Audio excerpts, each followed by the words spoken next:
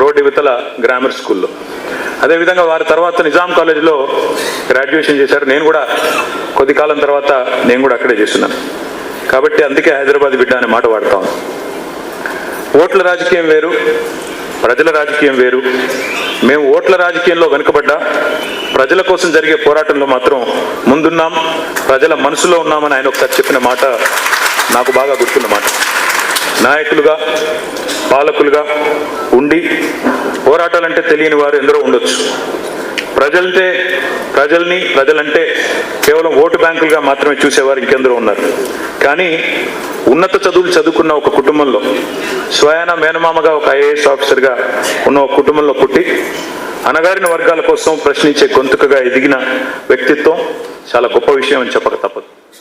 పోరాటాల నుండి వచ్చిన నాయకత్వానికి ప్రజల కష్టం, సుఖం, దుఃఖం తెలుస్తుందంటారు. అలాంటి వారిలో ఏచూరి గారు ఒకరిని నేను బలంగా నమ్ముతాను.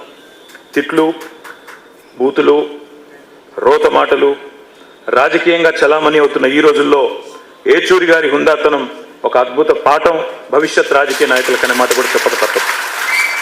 ఎమర్జెన్సీ చీకటి రోజుల్లో జైలు జీవితం తర్వాత భారతదేశంలో ఆనాడు అత్యున్నత స్థానంలో ఉన్న శ్రీమతి ఇందిరాగాంధీ గారి ముందు నిలబడి ఒక సామాన్య విద్యార్థి నాయకుడు ఒక్క మాట కూడా తొలగకుండా మీరు రాజీనామా చేయండి అని మాట్లాడాలంటే ఎంత గుండె ధైర్యం కావాలో ఒక్కసారి ఆలోచించమని చెప్పి నేను కోరుతాను.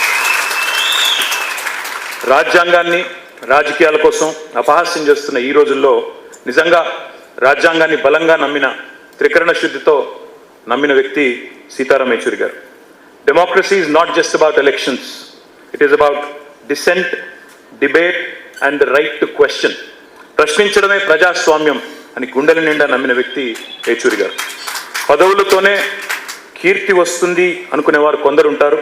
కానీ పదవులు లేకున్నా ఐడియాలజీ, ప్రజా సమస్యల పట్ల అవగాహన, పనిచేయాలన్న తపన, నిత్యం ప్రజా సంక్షేమం కోసం పనిచేసే ఆలోచన, నిత్యం కొత్తది నేర్చుకోవాలి అనే ఒక అభిలాష ప్రజల మనసులో చిరస్థాయిగా, చిరంజీవిగా నిలబడేలా చేస్తుంది అనడానికి ఏచూరి గారి జీవితం ఒక ఉదాహరణగా నేను భావిస్తాను.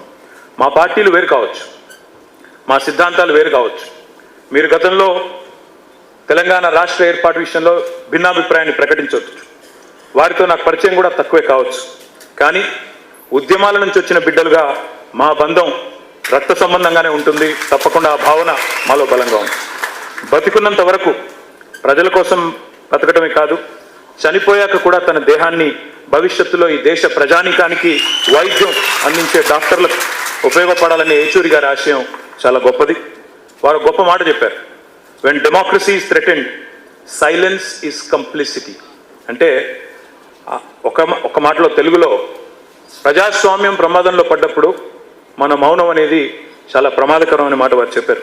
అందుకే ఆయన స్ఫూర్తితో రాజ్యాంగం అపహాస్యమైన ప్రతిసారి ప్రశ్నిస్తూనే ఉందాం, ప్రజా హక్కుల కోసం చేతనైన పోరాటం చేస్తూనే ఉందాం, ప్రశ్నించే గొంతుకలు అణచివేయబడితే వారికి అండగా నిలబడుతూనే ఉంటాం.